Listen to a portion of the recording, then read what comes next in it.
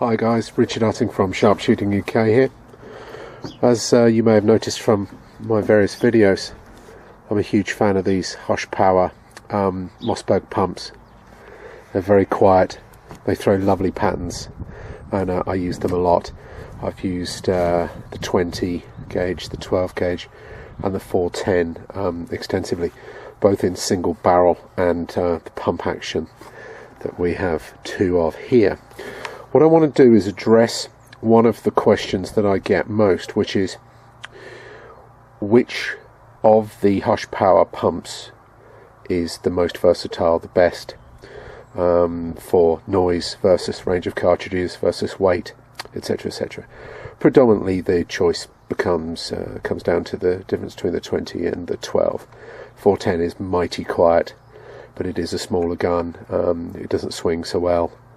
I have one in 410 single barrel, and it's mighty quiet, but it isn't as powerful or effective a tool as the bigger one, simply because of the smaller cartridge. You often need a bit more. However, it throws such good patterns actually that it's got surprising range, as you can see in one of my pattern test videos. But 20 or 12 are your mainstream cartridges, and that's what we're going to compare today. So, if you look at the two side by side, one's got a Hogue stock on and the other doesn't, but essentially speaking, they look fairly similar, right? You wouldn't think that they were dramatically different in their weight. Well, they are. I'm going to stand them up and we'll just have a look at the 20s on the left, 12 on the right. You can see that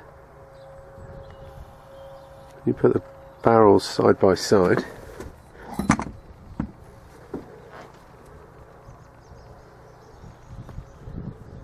.12's but half an inch bigger. Wouldn't think it was a big thing. Everything looks similar, and indeed on the website they look similar. It's the 12 in the front here. See how there looks to be very little in it? Well, it belies the fact that the 20, whilst still a long and ponderous thing, is a significantly lighter and faster gun in the real world. I am a huge fan of the 12. I've used it for, God, it must be nearly 10 years, and I love it. But side by side, it must be said that the 20 is lighter and faster. Also, in the 20's Pro section is the fact that it seems to work quieter with the supersonic normal cartridges than the 12 does. The 12 is magic with the subsonic cartridges. There is a clay load, and there is a 32, I think it is, gram 6, that is an absolutely awesome cartridge, and I use it all the time. But if you use normal supersonic cartridges, it is proportionally louder. But with the 20 and the 410, interestingly, there's very little in it, and you really can use normal cartridges, but they're much quieter. If it is essential that you are as quiet as you can possibly be, then obviously subs take you down a bit more. But the 20 moderates better across the board, put it that way. There's also, even though it's a smaller gauge, there's a 30 gram 5 subsonic load that's really hard hitting and good, plus various subsonic loads, and therefore it has the versatility that you need for normal work. It's never going to be a goose gun, but it is. It's got what you need. It's got it covered. It swings better. It's lighter. It is much quieter than the 12. Let's make no bones about it. These guns are so much quieter than unmoderated shotguns. They still make a healthy, what I call a healthy hand clap. And the 12 is a big hand clap, and the 20 is a small hand clap, put it that way. There is no way of measuring this. The microphones don't pick it up. The decibel figures are non-linear and confusing. Take it from me, the 410 is like a little air rifle. It's really quiet. The 20 makes a FUT, and the 12 makes a large, loud hand clap. Compared to the unmoderated versions, it's just a different world, but they ain't silent. The best compromise is the 20. You can use that around livestock, and you can not put things up that would normally fly off in abject panic. They're much better. It's all relative, but if you need to be quiet, then these really are the way to go. So 20's got a good range of cartridges. It is easier to swing, it's lighter, it's a little bit shorter. It is the one I would pick if I only could buy one. However, you've got to be a good shot, because 20 is tight and it's running full choke. These HUSHPOWERs throw magic patterns, but they're mighty tight. So if you need a bit of help and you don't need to be ultra quiet, then the 12 is obviously a lovely all-round cartridge, and I thoroughly recommend that too. They do swing well. They're fairly slow to get going, and I'm a very big and strong person, so it's easy enough for me. But once you get them going, they keep you swinging, and I find that I can shoot these quite well. You have to get used to the pattern shooting below what you can see.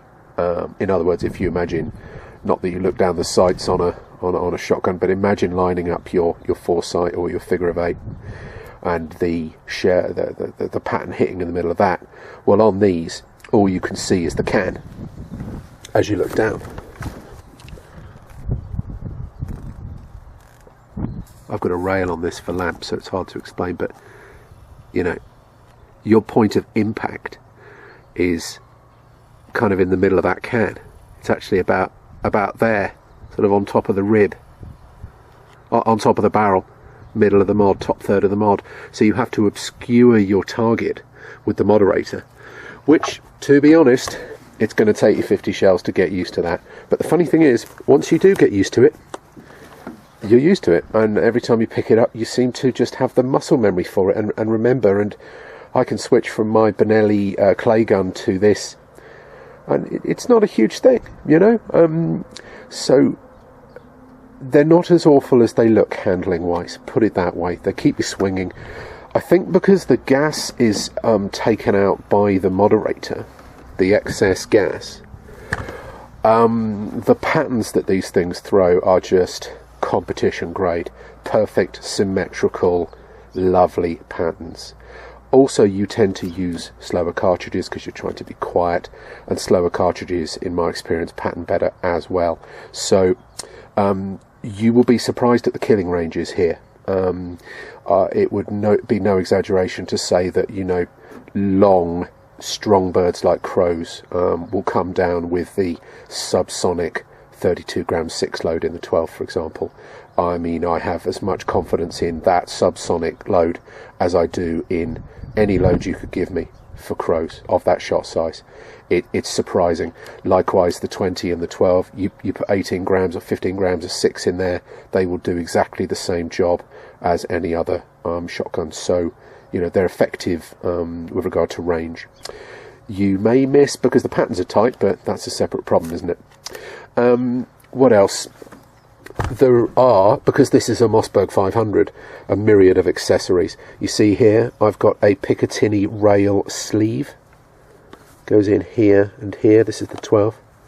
There's a plastic Picatinny rail, and onto that I put my lamps for lamping rats and rabbits. As you've seen, I'm a big fan of the LED lenses. They go on there with a scope, because they're 30mm, you see. They go on there with a 30mm scope thing, or an off-canted 45 degree mount off the side, and bada bang. You can customise these with ATI stocks. This is a Hogue here. I really do like this stock. Lovely and grippy. Lovely forend, Hogue forend.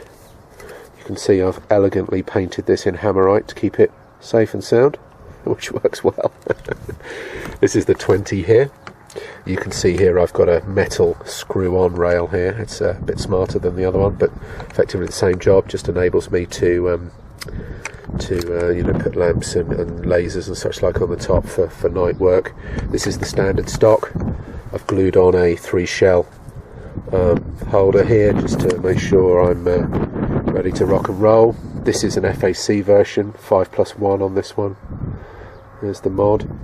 Now these latest mod stacks are the next issue. Back in the day they used to have baffles in them, but the barrel's about there, and then it's got holes in it, and then here you've got baffles, like a normal moderator.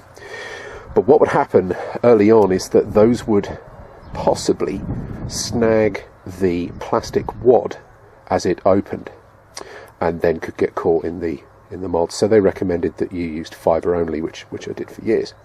However, the last few years they're using a completely different baffle design in here, and it's more open, and you can use plastic wads. So if that's important to you, then grand. And I think they're a bit lighter and they swing a bit better, but that's kind of unproven. Reliability wise, you can be a snob about cheap shotguns if you want, but by God, there's very few moving parts in these things, and it's an elegant and straightforward and effective design. And I have put some work through these two, and they have not missed a beat. I've dropped this in puddles. Okay, it's been kept oiled and it hasn't been abused, but it has had a rough time, and you know, no upgrade parts inside, and it has never failed me at all. Extraction, feeding, firing, it's been really good. However, of late I did think it would be worth upgrading the moderator baffles and giving it a bit of a clean up, and I must say that the people at Saddlery&Gunroom, who are the HUSHPOWER people in the UK, were fantastically helpful, and they have all the spare parts for these Mozzie 500s. They know what they're talking about when it comes to HUSHPOWERs. They are the people, and they know, and they're really keen to help, and I was really impressed by them. So that is definitely a shameless plug for Saddlery&Gunroom, guys.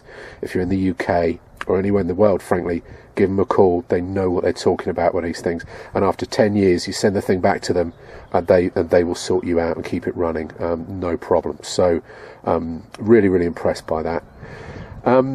So yeah, I think overall I recommend the 20, because you've got what you need. If you want a heavy cartridge, you can get it.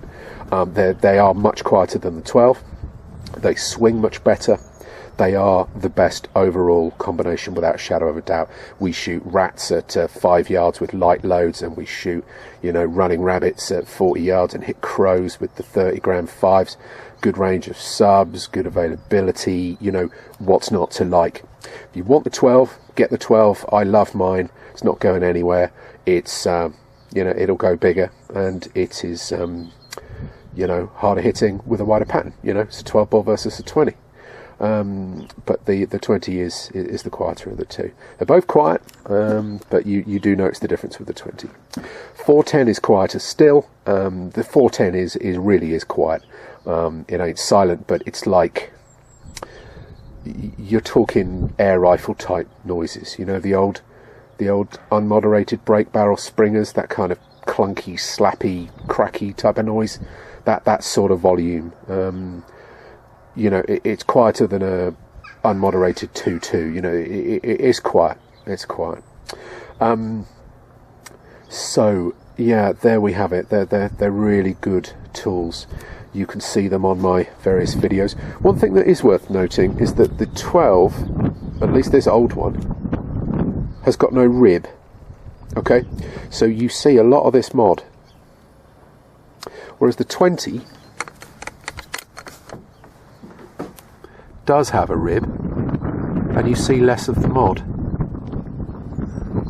So that's that's a consideration. You can see I've got my Velcro on here for my various lamps. What else to say?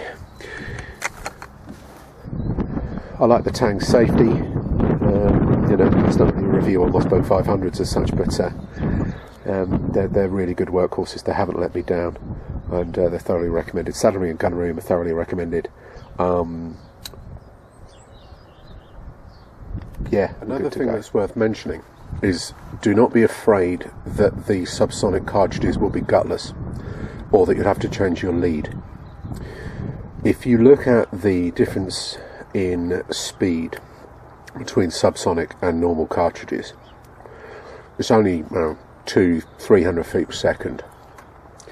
When you look at the theory, the laws of wind resistance and drag, in other words, exponential losses with speed, what you end up with in the real world is at 35 yards, the difference in speed between a 1300 feet per second normal cartridge and a 1050 feet per second cartridge such as a sub is absolutely minimal. Some magazines did a test on it once and it was just tiny. That is certainly what I have found in the field, that you lead your 40-yard crow as you normally would and smack to normal ranges, helped tangibly by the full pattern, perhaps the full choke. So if you want to be quiet but you're worried about power, buy the subs with confidence. They hit hard as hell. Take it from me.